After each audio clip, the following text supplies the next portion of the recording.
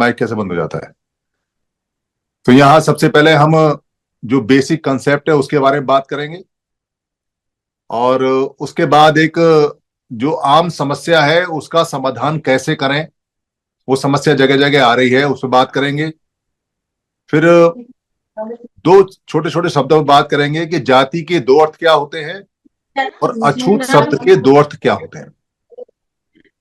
सन्निपात बाहुल के बारे में मेरे बाद में अजय जलवान जी आएंगे, वो सन्निपात बाहुल पे अमेरिका से आपको बताएंगे कि सन्निपात बाहुल क्या होता है, क्योंकि मैं ज्यादा नहीं बोल पाऊंगा और ये भी सब्जेक्ट बहुत बड़े हैं। समन संघ 29 लाख संगठनों से हटकर क्यों है? समन संघ को दोबारा से बाहर आने की क्या जरूरत पड़ी? बिना संघ के हमारा काम क्यों नहीं चल सकता? और बिना संघ के हम अब तक क्यों पिटते रहे हैं, क्यों मार खा रहे हैं, जबकि हम सबसे ज्यादा सम्मेलन करते हैं, सबसे ज्यादा मीटिंग करते हैं, सबसे ज्यादा संख्या में लोग हैं, सबसे ज्यादा चंदा देते हैं, सबसे ज्यादा नारे लगाते हैं, सबसे ज्यादा रैलियां निकालते हैं। पूरे भारत में समणों के अतिरिक्त, और समणों में भी खास तौर से वो जो बिल्कुल दबे कुचले समण हैं, उनके अतिरिक्त कोई भी व्यक्ति इतने ज्यादा, कोई भी संस्था इतने ज्यादा, कोई भी ऑर्गेनाइजेशन इतने ज्यादा ना तो सड़क पर प्रदर्शन करती है, ना सम्मेलन करती है, ना सभाएं लगाती है, ना मीटिंग लगाती है, ना कोई संतों का कोई समागम लगाती है, ना कोई लड़कों के दलबल लगाती है। सबसे ज्यादा मूवमेंट करने के बावजूद भी साल दर साल और ज्यादा स्थिति क्यों खराब होती जा रही है? क्यों हम साल दर साल और ज्यादा खराब स्थिति में क्यों आते जा रहे हैं? ये एक सोचनीय, चिंतनीय विषय रहा है जिसको कोई भी संगठन सोचने को तैयार नहीं है। लगभग 29 लाख संगठन भारत में हैं, वैसे 31 लाख हैं, 29 लाख समणों के हैं। इनमें सभी तरह के हैं, मतों के, साधुओं के, बाबाओं के, बिहारों के, व्यक्तियों के, मोहल्लों के, डॉक्टरों के, इंजीनियरों के, सभाओं के, महिलाओं के, सरकारी कर्मचारियों के, लड़कों के, दल बल के, राजनीति के, जितने भी प्रकार के कार्यक्रम इकट्ठे करने के किसी मनुष्य के हो सकते हैं, उनके जो रजिस्टर्ड संगठन है वो 29 लाख है। ये संख्या हमारी नहीं है, ये बामसेफ की बताई हुई संख्या है, हमारे पास रिकॉर्डेड है। इसलिए किसी को अगर इसमें कोई डाउट हो तो उनको जाके पूछ सकता है, और वो अभी भी इस बात पर अडिग है कि 29 लाख संगठन है, उनकी स्टडी है, हमने वहीं से ये संख्या ली है। तो इतने सारे संगठन होने के बावजूद स्थिति क्यों खराब है? क्योंकि अगर ज्यादा संगठित हो रहे हैं लोग, ज्यादा संगठन बना रहे हैं, तो ज्यादा फायदा होना चाहिए। किसी भी 5वीं क्लास के बच्चे से आप पूछोगे कि भाई अगर ज्यादा काम करोगे, ज्यादा संगठन बनाओगे, तो वेलफेयर ज्यादा होना चाहिए, विकास ज्यादा होना चाहिए, तरक्की ज्यादा होनी चाहिए, अधिकार ज्यादा बचने चाहिए, संविधान और अच्छा और बड़ा होना चाहिए। तो 5वीं क्लास का बच्चा कहेगा यही सिद्धांत है, ज्यादा काम ज्यादा परिणाम।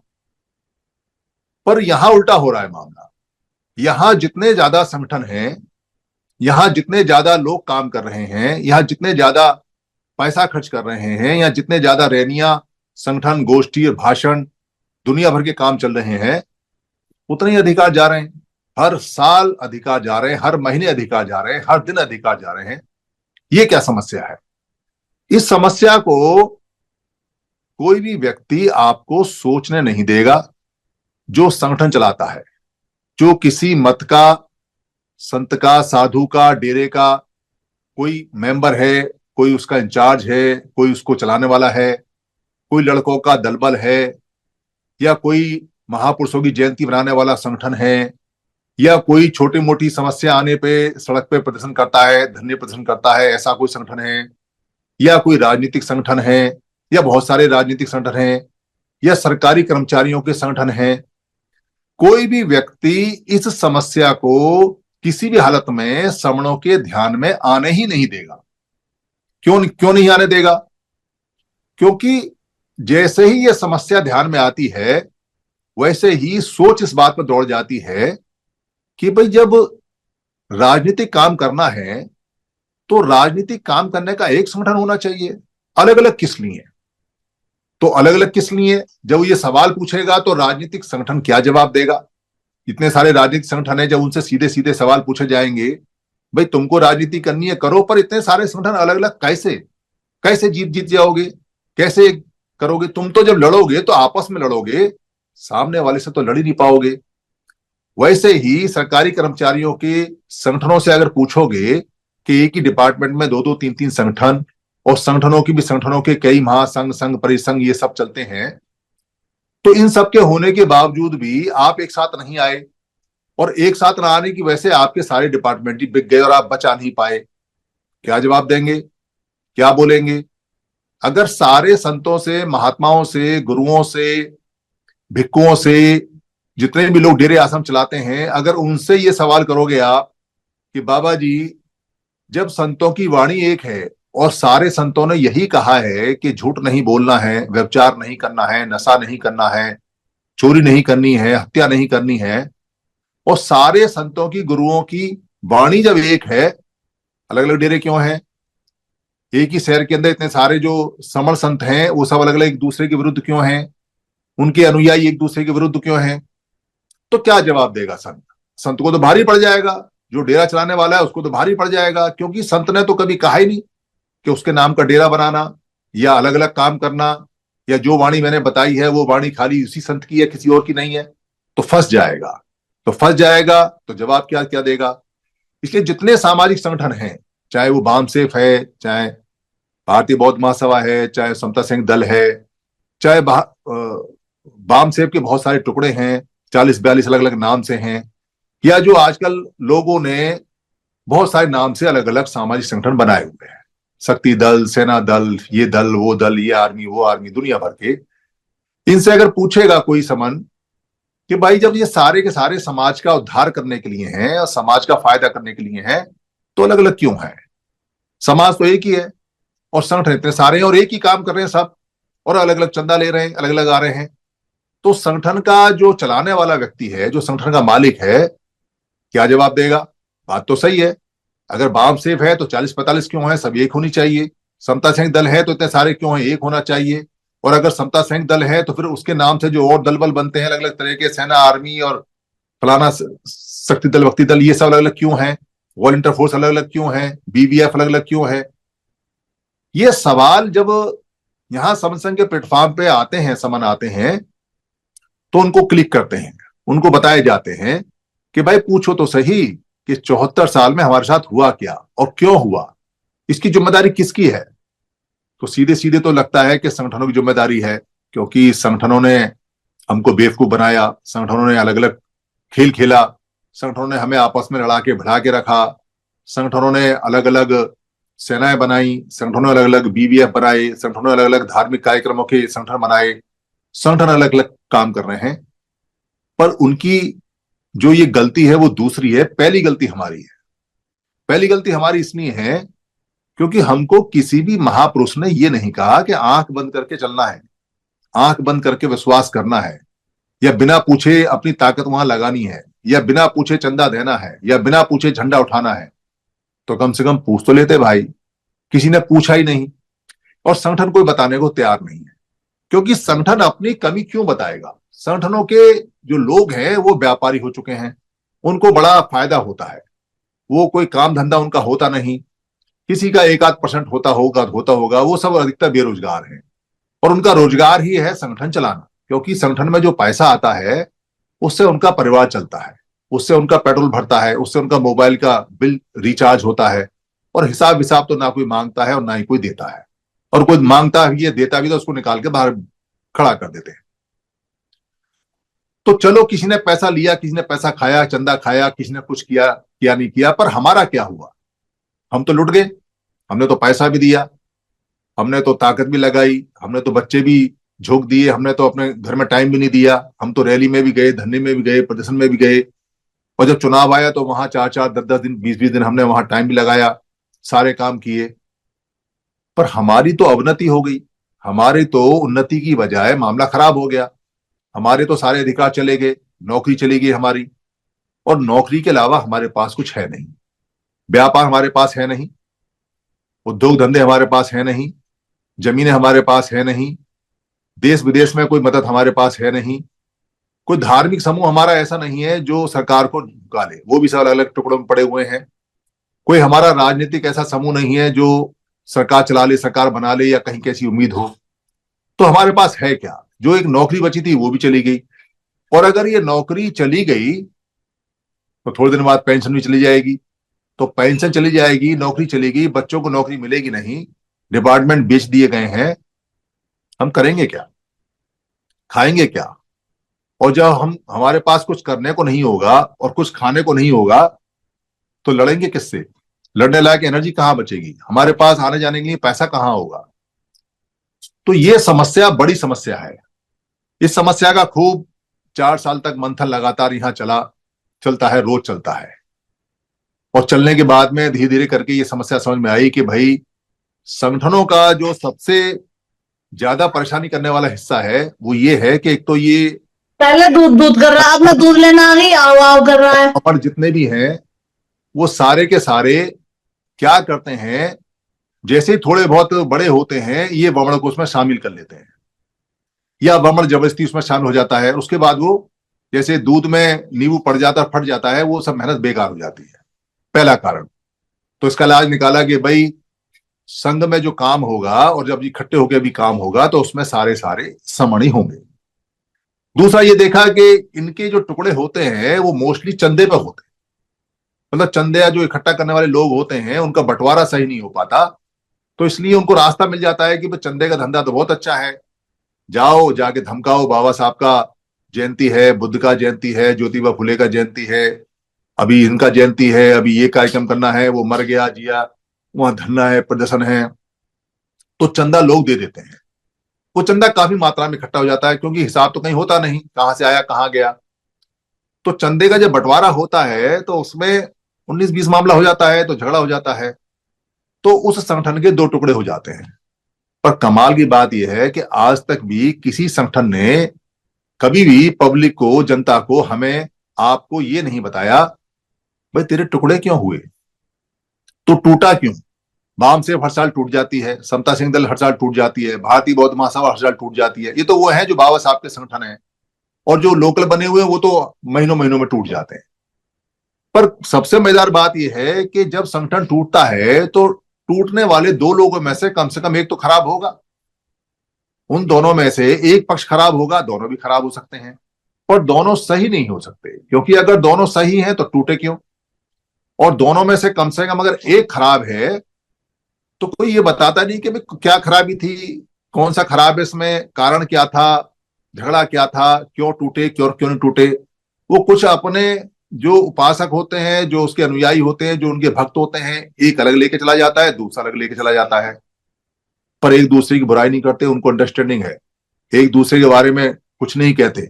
दोनों अपने अपने दफ्तर खोलते हैं, दोनों अपनी अपनी पर्ची छपवाते हैं, दोनों के जो चेले हैं, चपाटे हैं, अनुयायी हैं, उनको पर्चियां पकड़ाई जाती हैं, और फिर खेल शुरू हो जाता है चंदा लेने का। अच्छा, चंदा देने वाले ये नहीं पूछते भाई तुम टूटे क्यों, क्या कारण है। भाई अगर टूटे हो तो तुम दोनों तो सही नहीं हो सकते हैं, और जो खराब है उसके बारे में बताओ, और जो खराब है तुमको अभी पता चला। अच्छा, अगर जो खराब है तो उस व्यक्ति को निकाल देते, पर तुमने दो क्यों किए। और तुमने ये कैसे अनुयायी और कैसे भक्त और कैसे चेले और कैसे कार्यकर्ता बनाए हैं जो दो हिस्सों में टूट गए। दोनों में से एक तो खराब होगा, एक अच्छा होगा, तो आधे अच्छे के साथ चलेंगे, आधे खराब, या दोनों खराब होंगे।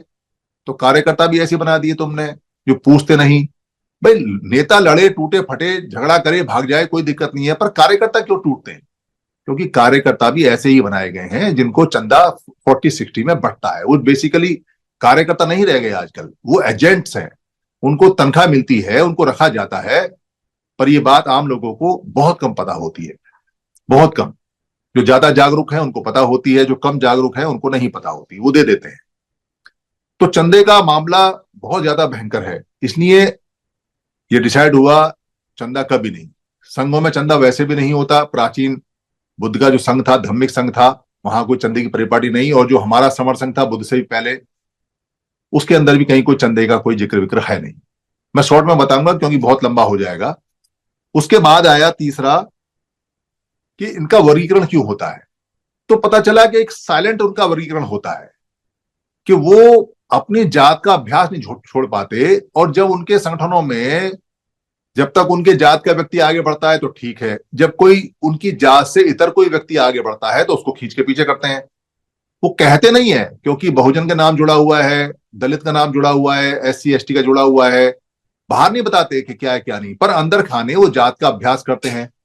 और जाति के नाम पे भी टुकड़े उनके होते हैं, और जाति के नाम पर राजनीतिक पार्टियों के तो बहुत ज्यादा टुकड़े होते हैं, वो तो खुलेआम चलते हैं। तो ये बीमारी भी काटी कि भाई जाति का अभ्यास कभी नहीं होने देंगे। फिर ये समस्या आई कि भाई ये जो नेता टाइप के लोग हैं, इनकी तो बड़ी बीमारी है। ये एक बार नेता बनते हैं तो जब तक कब्र में ना पहुंच जाए, जब तक नेता का पद नहीं छोड़ते, चाहे कुछ भी हो जाए, मतलब मर जाएंगे पर नेता का पद नहीं छोड़ेंगे। अच्छा, छोड़ेंगे तो बेटे को बना जाएंगे, भतीजे को बना जाएंगे, चाचा को बना जाएंगे, ताऊ को बना जाएंगे, और कहीं अगर मारामारी हो जाए तो 2 टुकड़े कर देंगे, पर पद नहीं छोड़ते। ये जो व्यक्तिवाद की समस्या है, परिवारवाद की समस्या है, एकलवाद की समस्या है, ये तो बहुत भयंकर समस्या है। क्योंकि संगठनों में जब तक बदलाव नहीं होगा, अच्छे लोग नहीं आएंगे, बुरे लोग पीछे नहीं जाएंगे, तो पानी सड़ जाएगा। रुका हुआ पानी तो वैसे ही सड़ जाता है। तो ये तय हुआ कि भाई संघों के पुराने नियम के हिसाब से हमारे यहाँ हमेशा संघवाद रहेगा, यानी कि जो भी फैसला होगा वो संघ ही करेगा, यहाँ कोई व्यक्ति आएगा ही नहीं। यानी व्यक्ति काम तो करेंगे, पर व्यक्ति की मान्यता व्यक्तिगत नहीं होगी किसी भी हालत में, ना परिवारवाद की होगी। काम करो और अपना मर जाओ, काम करो मर जाओ, जो करना है संघ के लिए करना है, व्यक्ति के लिए नहीं करना है। और अगर कोई व्यक्ति ऐसा ज्यादा उछलता कूदता दिखाई देता है तो संघ उसको पकड़ के दंड भी दे देता है। ये समस्या भी कटी। फिर समस्या ये देखी कि ये जो लोग हैं, संगठनों के लोग हैं, क्या करते हैं ये, इनके पद, इनकी पोस्ट, इनकी मंच, इनकी माला, ये इतनी बुरी बीमारी है। गले में 10-10 मालाएं लटका के, कार पे 10-10 मालाएं लटका के घूमते हैं, पदों का पूरा ड्रामा दिखाते हैं, मेरी ऐसी पोजीशन है, मेरी ऐसी प्रतिष्ठा है, अकड़ के चलेंगे, कपड़े भी ऐसे पहनेंगे क्लफ लगे हुए, अकड़े हुए, जैसा व्यक्ति अकड़ता है वैसे कपड़े पहनते, अकड़ अकड़ के चलते हैं। तो क्या होता है, इन पदों के चक्कर में, पद और प्रतिष्ठा के चक्कर में, और मंच और माला के चक्कर में व्यक्ति उद्देश्य को भूल जाता है कि वो करने क्या आया था और कर गया क्या। यानी कि अच्छा खासा व्यक्ति जो कार्य करता था, जैसी पद मिला, पोस्ट मिला, मंच मिली, माना मिला, पता नहीं कहां से 1.5 हड्डी में अकड़ा जाती है उसमें। फिर वो आदमी को आदमी नहीं समझता, फिर वो समझता है कि बाकी सब लेबर हैं, अब मैं ही हूं जो कुछ हूं। और ये अक्सर सब में देखा गया, और ये टूट का नुकसान का बहुत बड़ा कारण रहा है। और जिसको एक बार पद मिल गया उसको फिर ऊंचा पद चाहिए, चाहे तो उसको ऊपर वो बनाते हैं ना, क्या बोलते हैं, मंडल बना देते हैं, परिमंडल, आइडियल मंडल, कुछ विचार मंडल, पता नहीं कौन कौन से, बुड्ढों का मंडल, फिर वाइस प्रेसिडेंट बनाते थे 10-20, मतलब कुछ ना कुछ पोस्ट उनको देनी पड़ती है, जिससे क्या होता है, काम नहीं होता, पोस्ट बढ़ती है। तो ये बीमारी संघों में नहीं होती। संघों का लेखा जोखा देखा गया तो पता चला वहां तो कोई पोस्ट ही नहीं है। जो बुद्ध का धम्मिक संघ है उसके अंदर तो कहीं कोई पद भी नहीं है दूर दूर तक, और पुराने समर जो संघ था उसके अंदर भी कोई पद नहीं, और कोई व्यक्ति नहीं मिला जिसपे कभी कोई पद रहा हो आज तक भी पुराना। तो ये बीमारी भी कटी। फिर आया कि भाई ये मालिकाना हक की बात बहुत है। जब भी लोग इकट्ठे होते हैं तो सबसे पहले क्या करते हैं, उसका रजिस्ट्रेशन करा लेते हैं, उसके मालिक बन जाते हैं। 4 आदमी इकट्ठे हुए नहीं, फटाफट उनका रजिस्ट्रेशन करा लिया, तू इसका ट्रेजरार हो गया, तू इसका आजीवन प्रेसिडेंट हो गया, तू इसका आजीवन वाइस प्रेसिडेंट हो गया, तू इसका आजीवन पैटर्न हो गया, तू इसका आजीवन फलाना हो गया, और मर जाते हैं पर छोड़ते नहीं। क्योंकि 4 आदमी इकट्ठे हुए नहीं, उनका रजिस्टर्ड, और रजिस्टर्ड की मान्यता बहुत बोलते हैं, कहते हैं जी रजिस्टर्ड की बड़ी मान्यता है। तो वो झगड़ा भी कटा। संघों के रजिस्ट्रेशन नहीं हो सकते, संघ में कभी रजिस्ट्रेशन नहीं होता, संघ का कभी पंजीकरण नहीं होता। संघ अपने आप में संघ खुद का ही मालिक होता है। तो ये बीमारी भी कटी कि भाई पंजीकरण कभी होगा ही नहीं, तो इसका कोई मालिक होगा ही नहीं, कोई अकाउंट भी नहीं खुलेगा इसका, तो बात ही खत्म होगी। क्योंकि चंदा लेना नहीं तो अकाउंट खोलना क्यों। और ये संघ का ही मालिक होता है, तो संघ में आते रहेंगे जाते रहेंगे, संघ का कुछ नहीं बिगड़ सकता, इसलिए संघ का रजिस्ट्रेशन पंजीकरण कभी होगा नहीं। फिर ये हुआ कि इसको चलाएंगे कैसे। तो पुराना उठाया हिसाब किताब क्या है क्या नहीं है, नया वाला भी उठाया। जो पुराना समर संघ था उसको देखा, फिर जो धम्मिक संघ बुद्ध का था उसको देखा, और फिर बाबा साहब ने जो भारत गणराज्य संघ का संविधान दिया उसको देखा। तीनों की व्यवस्था सेम है, संघ के द्वारा संघ के लिए संघ का, यानी कि आपने जो नियम बनाना है उसको संघ बनाएगा, संघ के लिए बनाएगा, संघ के द्वारा बनाएगा। जैसे संविधान है by the people for the people of the people, वैसे ही ये पुराना नियम चला आ रहा है। और इसी नियम के तहत में जिसको जो भी नियम लेके आना है वो हाउस में लेके आए। 1 तारीख को हाउस लगता है, वहां सब लोग बैठते हैं। अगर हाउस पास कर दे तो नियम बन जाता है, सबको मान्य होता है, ना पास करे तो डाउन हो जाता है, बात खत्म हो जाती है। तो आज तक जितने भी नियम बने समन संघ के, वो सारे के सारे या जो भी काम होते हैं वो हाउस से पास होते हैं, बहुमत से पास होते हैं, उसके बाद वो आगे बढ़ते हैं। तो यहाँ संघाधिश से सबसे ऊपर, यानी जो संघ ने आदेश दे दिया, एक बार जो संघ ने नियम बना दिया, फिर उसको कोई संघी जब तक नहीं काट सकता जब तक कि उसका प्रस्ताव लेके आए, और प्रस्ताव लेके उसको या तो ठीक कराए या उसको डाउन करे या उसको हटाए, जब तक वो मान्यता होती है। ठीक ऐसे ही जैसे भारत का जो पार्लियामेंट है वो कोई भी नियम बना दे, वो नियम पूरे देश को मान्य होता है जब तक कि पार्लियामेंट खुद उसमें या तो अमेंड ना करे या उसमें कोई बदलाव ना करे या उसको खत्म ना करे। वो जब तक नियम रहता है भारत का, उसी प्रकार ये संघाधिशेष यहाँ का नियम है। फिर ये समस्या आई कि भाई जब भी 4 लोग इकट्ठे होते हैं तो उनकी एक बात उनके दिमाग में डाली हुई है, पहले नहीं थी, क्योंकि 74 साल से राजनीति आई है, 74 साल से पार्लियामेंट बनी है, 74 साल से एमपी एमएलए बनने शुरू हुए हैं, पहले तो थे नहीं। तो ये दिमाग में डाली गई बात कि भाई सारे जितने भी ताले हैं उनकी चाबी, मास्टर चाबी राजनीति है। यानी कि जितने भी नियम बनेंगे, जितने भी अधिकार मिलेंगे, जो भी मिलेंगे वो राजनीति से मिलेंगे। राजनीति सारे दुखों की चाबी है। राजनीति चाबी हासिल करने के लिए हमने पार्लियामेंट के अंदर कब्जा करना है।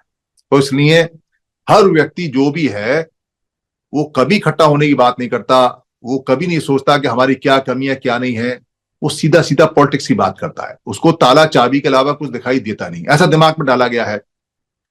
तो ये बहुत बड़ी समस्या है। बहुत बार पूछा, भाई एक बात बताओ, अब तो ताले भी बहुत सारे हैं, चाबी भी बहुत सारी हैं, इतनी सारी राजनीतिक पार्टी हैं, इतने सारे ग्रुप बन गए हैं, कौन से ताले को कौन सी चाबी में डालें, कौन सी चाबी से कौन सा ताला खुलेगा, कितने ताले खोलने हैं, कितने चाबी लाई? तो ताले ही आपस में टन टन कर रहे हैं, ताले आप आपस में उलझे पड़े हैं, चाबियां सब मिली पड़ी हैं। ना तुम्हारे पास एक चाबी है ना तुम्हारे पास एक ताला है, मतलब ना तो तुम्हारे पास एक राजनीतिक पार्टी है ना तुम्हारे पास एक विचार है, तो तुम कैसे ताला चाबी खोल लोगे? ये बात बताते हैं, समझाते हैं। तो संघ तो कभी राजनीति में जाते नहीं, पहले भी वो कभी राजा की शरण में नहीं गए, और संघ कभी भी राजनीतिक हस्तक्षेप भी करते नहीं। इसलिए यह तय हुआ कि समन संघ कभी राजनीति में नहीं जाएगा। पर राजनीति देश का हिस्सा है, इसलिए जिसको करनी है वो करे।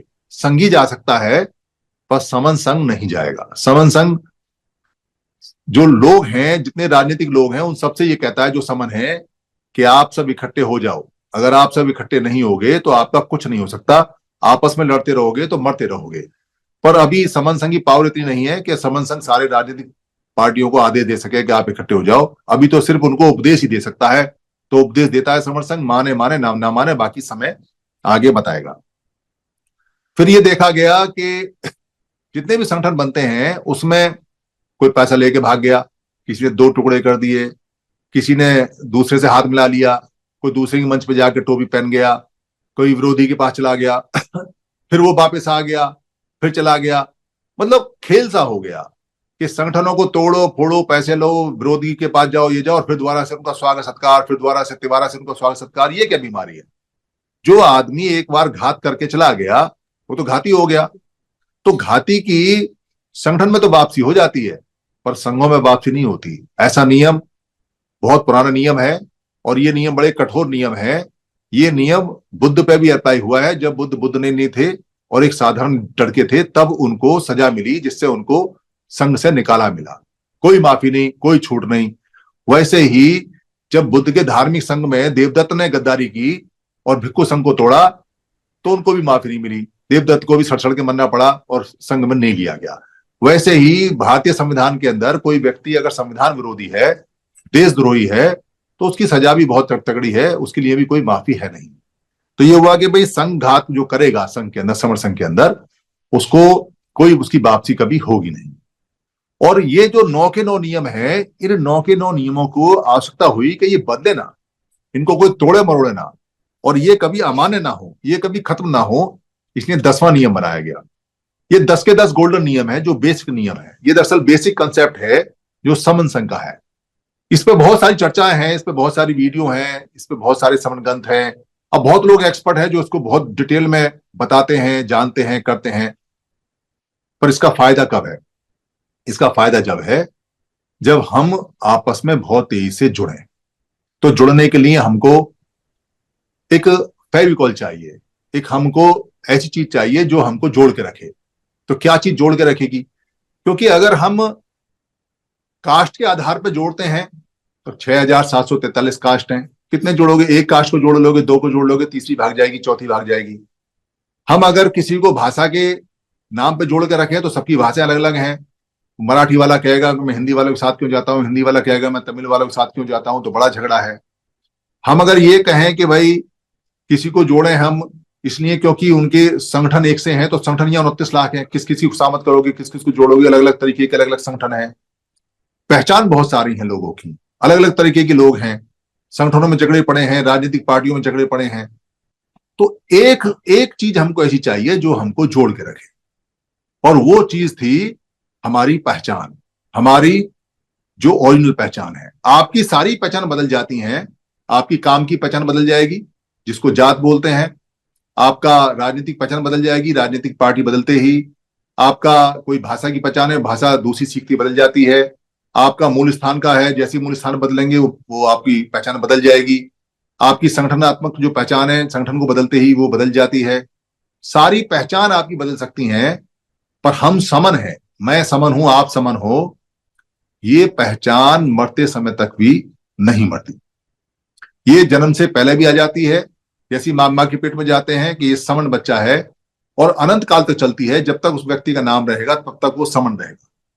वो व्यक्ति अगर चाहे भी कि वो अपनी पहचान बदल ले और वमन हो जाए, नहीं हो सकता, कोई नियम नहीं है। कोई वमन अगर ये कहे कि मैं समन होना चाहता हूं, कोई नियम नहीं है। इसका उदाहरण मैं स्पष्ट रूप से इसलिए बता सकता हूं आपको कि बुद्ध जैसे व्यक्ति जिन्होंने पूरी दुनिया को सम्यक सम रास्ता दिया, बुद्ध हो गए, पर बुद्ध होने के बाद भी उनको महासमण बोला जाता है, कभी महावमण या वमण नहीं बोला जाता, एक सिंगल नाम नहीं है। और बुद्ध के जो दो चेले थे, महामोगल्यान और सारिपुत्र, उन दोनों को अरहत होने के बाद भी कभी महाश्रवण या श्रवण नहीं बोला गया। उनको आज भी लोग ब्राह्मण बोलते हैं कि सारिपुत्र ब्राह्मण थे और महामोगल्यान ब्राह्मण थे, दो ब्राह्मण शिष्य थे बुद्ध के, ऐसा बताते हैं। तो उनके अरहत होने के बाद भी उनकी पहचान नहीं बदली, और बुद्ध के बुद्ध होने के बाद भी उनकी श्रवण की पहचान नहीं बदली, क्योंकि श्रवण की और वमन की पहचान बाई बर्थ होती है, मूल पहचान होती है, परमानेंट होती है, ये बदलती नहीं है, चाहे आप कुछ भी हो जाएंगे पर रहेंगे समन। तो ये जो समन शब्द है इसका बहुत बड़ी डिटेल है, इसकी बहुत बड़ी जानकारी है। पर आजकल जो समस्या है जिसके बारे में मुझे बात करनी है, वो एक कमाल की समस्या आ रही है। बंगाल के अंदर एक व्यक्ति है सुधीर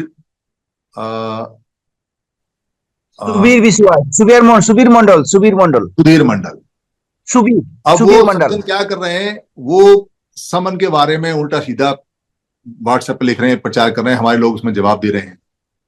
वैसे ही एक महाराष्ट्र के अंदर व्यक्ति मिले, उन्होंने कहा जी कि मैंने सारी किताबें पढ़ी, मैंने सब कुछ देखा, मेरे पास में कई हजार लोग हैं, बड़े विद्वान लोग भी हैं, पर ये जो रमेश कटके जी किताब देके गए हैं मैं समण हूं, ये समण शब्द तो हमने जिंदगी में सुना नहीं, ये कहां से आया?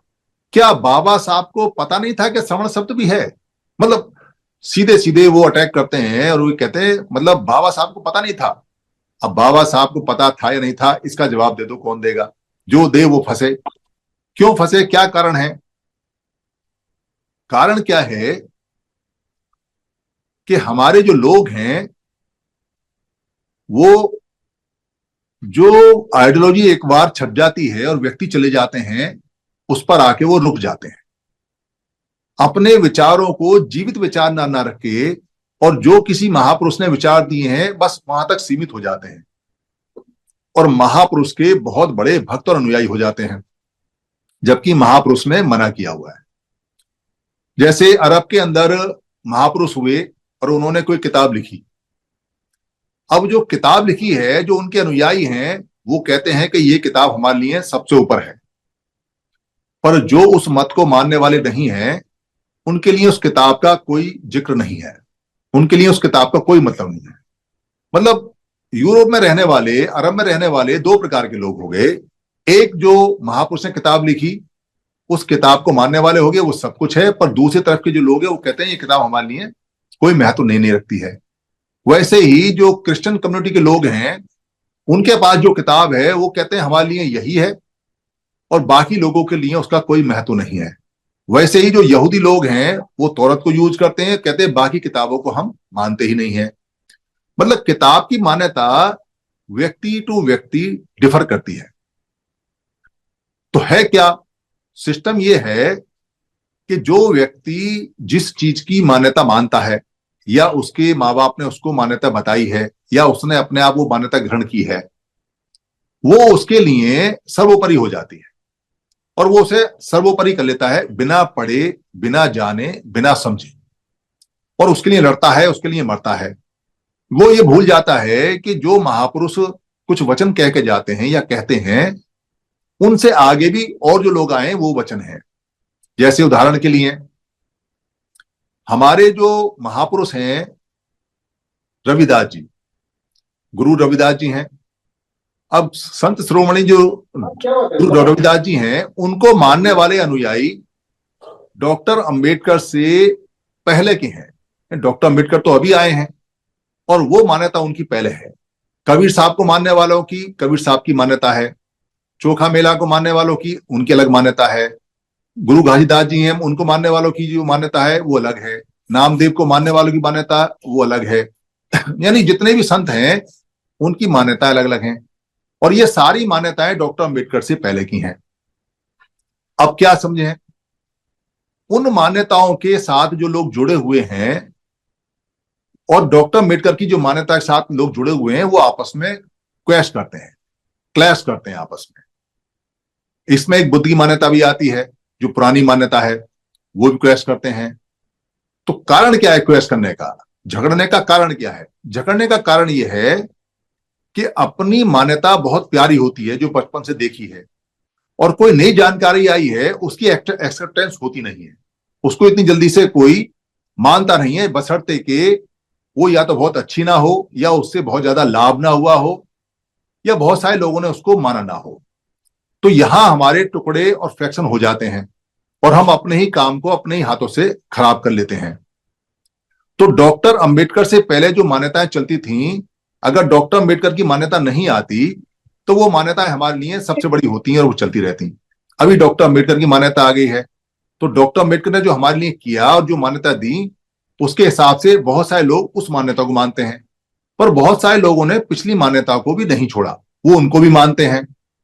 तो दोनों में, तीनों में, चारों में, पांचों में, छहों में, सातों में झगड़ा होता है। इस झगड़े के कारण कोई व्यक्ति हमसे कहता है कि आप ये बताइए कि डॉक्टर अंबेडकर को पता नहीं था कि ये समर शब्द भी है, या आप कहां से लेके आए, या आप डॉक्टर अंबेडकर से बड़े हो गए, या आप ज्यादा जानकार हो गए। तो हम उनसे ये कहते हैं, ये सबको समझाने वाली बात है कि भाई आप सबसे पहले जब यहां आपकी पहचान दी गई, आपको याद नहीं था, पर श्रमण दी गई। श्रमण को ही श्रमण कहते हैं, पाली में श्रमण कहते हैं और संस्कृत भाषा में सिर्फ श्रमण कहते हैं। तो श्रमण जो सभ्यता थी उसकी पहचान आपके पास थी, उस पहचान को तोड़ के फिर आपको जो पहचान मिली वो अनटचेबल की मिली, शूद्र की मिली, वो मिली पिछड़े की, वो जो मिली, उसके बाद आपको पहचान मिली अर्जक की, उसके बाद आपको पहचान मिली अनटचेबल की, अछूत की, उसके बाद आपको पहचान मिली दलित की। और दलित की पहचान डॉक्टर अंबेडकर ने नहीं दी, उन्होंने तो डिप्रेस क्लास कहा। और फिर पहचान मिली संवैधानिक आपको SC ST OBC की। और आपने ये सारी पहचान एडॉप्ट की हैं, आपने इन सारी पहचानों को आप जिक्र करते हैं, आपने एडॉप्ट की हैं, मानी है। आपने क्यों मानी? आपने इन सारी पहचानों पे काम क्यों किया? उसके बाद में जब साहब काशीराम जी आए तो आपने एक पहचान और ले ली, बहुजन वाली। तो आपने सारी पिछली पहचान छोड़ के बहुजन वाली क्यों अडॉप्ट की? क्या कारण था? पिछली वाली से चिपके रहते, पर आप बहुजन वाली पहचान को अडॉप्ट किया, आपने बदलाव किया। आपने डॉक्टर अंबेडकर की नहीं सुनी, आपने अपने आप को डिप्रेस क्लास से, अनटचेबल से बहुजन कहना ज्यादा उचित समझा, तो आपने डॉक्टर अंबेडकर की बात नहीं मानी, आपने साहब काशीराम जी की मानी और आप बहुजन पढ़ गए।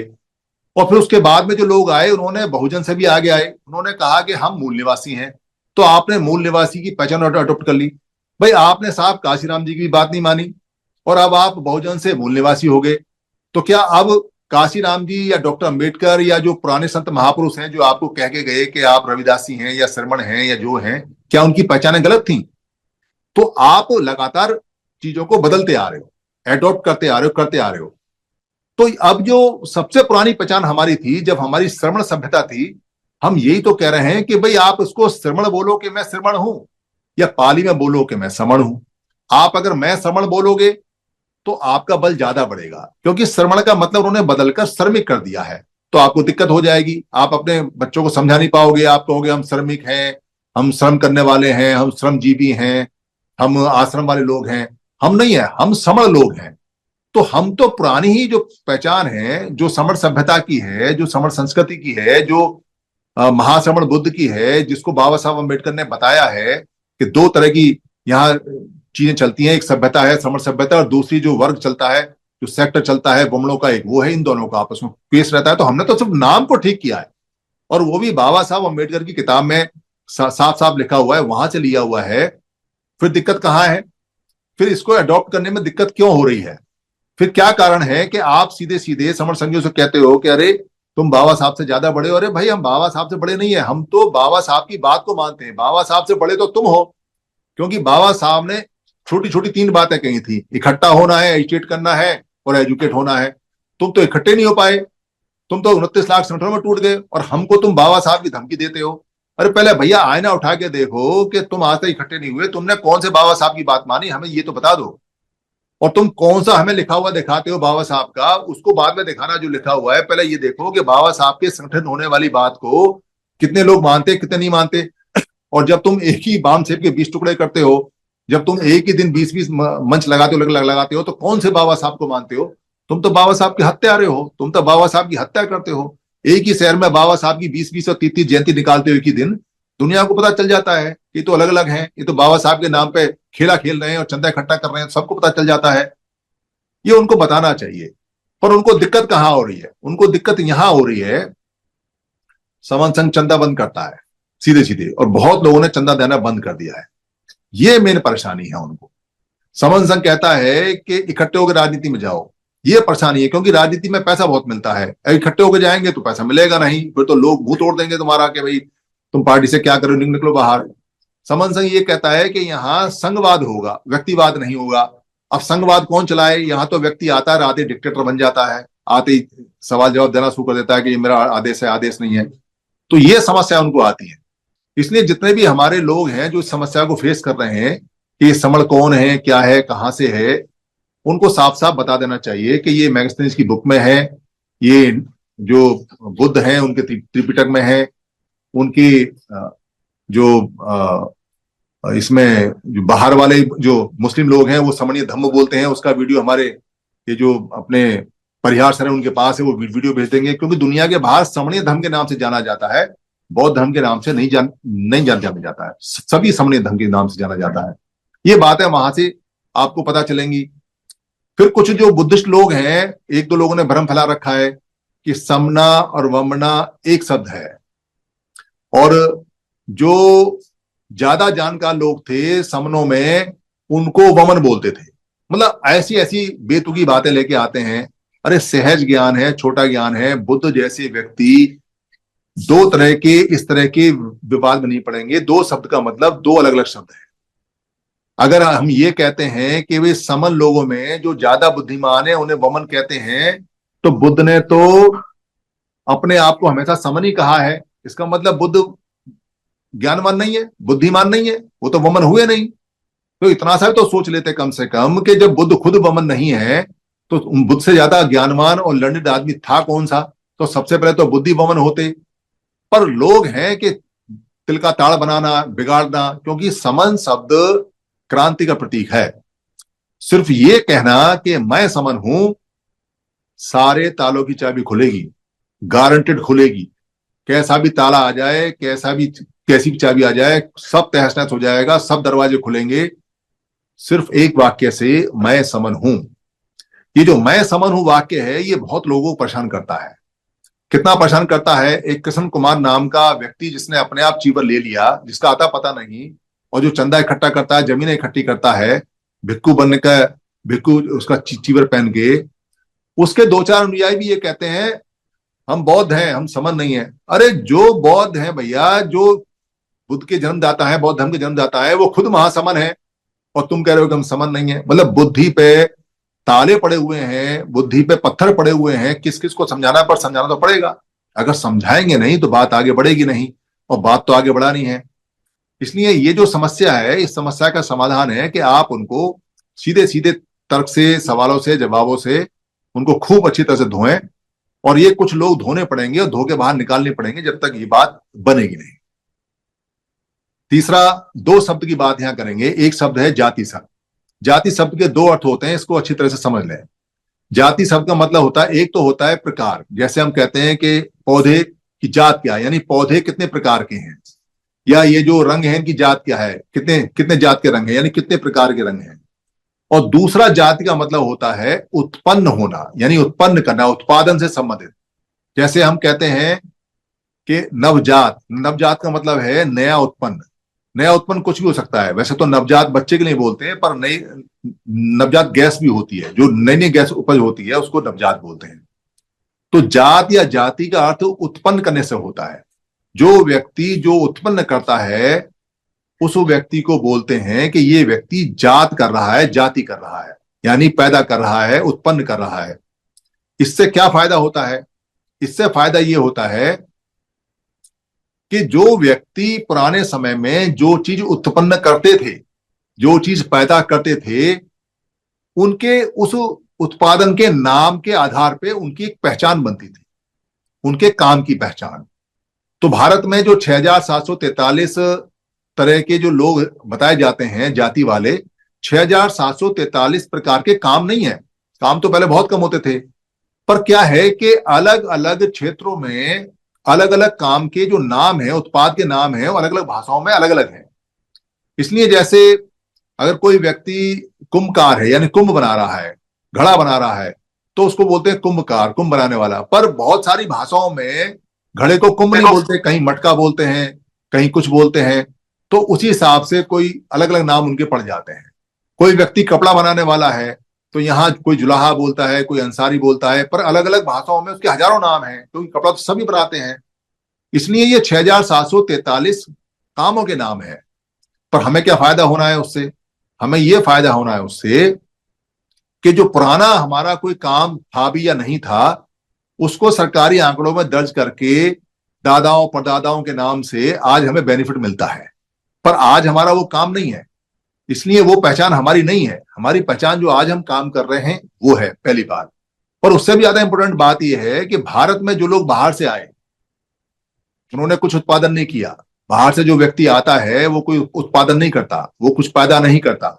बाहर से जो व्यक्ति आता है वो दो काम करता है, या तो याचना करता है, मांगता है, या छीनता झपटता है। छीनना झपटना या मांगना, ये दोनों ही उत्पादन में नहीं आते, ये दोनों ही उत्पादन से परे हैं। इसलिए बाहर से आए हुए लोगों की आज भी भारत में कोई जाति नहीं है। अगर आप किसी वमन से पूछोगे तेरी जाति क्या है, कहेगा मैं वमन हूं, वो आपको गोत्र वो तो बता देगा, कहेगा मैं भारद्वाज हूं, मैं शिशिर हूं, मैं फलाना हूं, ढिलाना हूं, पर जाति नहीं है। जैसे कुंभकार, जैसे जुलाहा, जैसे क्या बोलते हैं लोहार, जैसे सुनार, ये काम करने वाले लोग हैं, ऐसा उसका कोई जात नहीं है। काम उत्पादन करने वाला कोई नाम नहीं है। तो जात और जाति के शब्द का अर्थ समझने से ये सारी चीजें क्लियर हो जाती हैं। इसकी एक किताब आई हुई है, जाति का असली अर्थ, वो मंगा लें, बहुत अच्छी किताब है, और उसको पढ़ना चाहिए, लोगों को अच्छी तरह समझना चाहिए। तो आपके जाति के सारे जंजाल कट जाएंगे जीवन भर के लिए। और जो दूसरा शब्द है आज का, वो है अछूत। अछूत के दो अर्थ हैं। दरअसल पुराने समय में अच्युत बोला करते थे इसको। अच्युत का मतलब है जिसको छुआ ना जा सके, जो इतना ऊपर है कि जिसको टच नहीं किया जा सकता। किस चीज में ऊपर है? ज्ञान में, जानकारी में, व्यवहार में, जिसका बहुत ऊंचा व्यवहार है, बहुत अच्छी जानकारी है, बहुत अच्छा जिसका काम है, ईमानदार है, जो पंसील पे चलता है, जो जैसे बुद्ध जैसे लोग, जैसे भिक्खू जैसे लोग, जैसे जिनको देवता बोला करते थे, यानी कि देने वाले अच्छे सज्जन लोग, इनको छूना बड़ा मुश्किल होता था। यानी इन तक पहुंचने का मतलब है पहले इनके बराबर काम करो, और उसके बाद पहुंचो। तो इनको बोलते थे अच्युत हैं ये, यानी अछूत है ये टाइटल बहुत गरिमा वाला टाइटल होता था उनके लिए जो जानकार हैं। जैसे बाबा साहब अम्बेडकर अछूत हैं क्योंकि उनको छुआ नहीं जा सकता, वो बहुत ऊंचे हैं। पर हम कैसे, ये जो अनटचेबल या अछूत आज के समय में कैसे यूज हुआ, इसको यूज करने की कहानी सुनिए। कोई अगर ये कहे कि भारत के श्रमण लोग अनटचेबल आज के हिसाब से हैं तो वो गलत है, क्योंकि दुनिया में ज्यादा लोग छोटे लोगों का नामकरण करते हैं थोड़े लोगों का। कहीं अगर 1000 लोग बैठे हुए हैं और 5 लोग रास्ते जाके उनको कहें कि अरे तुम 1000 के 1000 अनटचेबल हो, तो वहीं खोद के गाड़ देंगे उनको। भाई अनटचेबल है, अगर गाली बकेगा तो वहीं डाल देंगे। तो ज्यादा लोगों को कोई भी अनटचेबल नहीं कर सकता। दरअसल ज्यादा लोग थोड़े लोगों को अनटचेबल बोलते हैं। तो भारत में जब व्यवस्थाएं बदलने लगी और हमारा संघ टूट गया और हमारा पंचिल टूट गया और हमारी जो अच्छाइयां थी जब वो बुराई में मिक्स होने लगी, तो हमें ये पता किया कि बुराइयां आ कहां से रही हैं। तो पता चला कि ये सारी बुराइयां वमनों से आ रही हैं। तो हमारे समणों ने वमनों को अनटचेबल घोषित कर दिया, अछूत, कि ये हमारे लिए अनटचेबल हैं, हम इनको नहीं छुएंगे आज के बाद में। ये हमारे ना घर में आने चाहिए, ना परिवार में आने चाहिए, ना मोहल्ले में आने चाहिए, ना कोई क्रियाक्रम, ना कुछ, ना कांड, कुछ नहीं। आज भी वो परंपरा जीवित है कि कोई भी वमन हमारे लिए, हमारे घर बरादरी मोहल्ले में आ नहीं सकता। वो हम सब काम अपने आप खुद करते हैं। तो अनटचेबल हमने इनको बनाया, हमने इनको अनटचेबल कहा, इनको अनटचेबल रखा, और आज तक भी हमने इनको अनटचेबल अछूत रखा हुआ है। उसमें ये काम आता है। तो 2 अर्थ हैं इसके, इसलिए इन दोनों अर्थों को जानेंगे तो अच्छा होगा, समझ में आएगा। बाकी अभी यहाँ मेरे बाद में अजय जलवान सर हैं, वो आपको शुभ शनिवार के बारे में, शनिपात बाहुल के बारे में बताएंगे। मेरी बात से अगर किसी कोई हट लगा हो, बाद में खूब तर्क वितर्क करें, जैसी उनकी बात हो जाएगी। और जब तक तर्क वितर्क नहीं करेंगे, जब तक चर्चा नहीं करेंगे, जब तक कुछ पल्ले पड़ेगा भी नहीं। मेरी किसी बात से अगर कोई हट हुआ हो, कुछ किसी को नुकसान हुआ हो, संघ को कोई खराबी हुई हो, तो मैं संघ से माफी चाहता हूं। संघ मुझे माफ करे, संघ मुझे माफ करे, संघ मुझे माफ करे। संघं नमामि, संघं नमामि, संघं नमामि, संतों को बंदामि।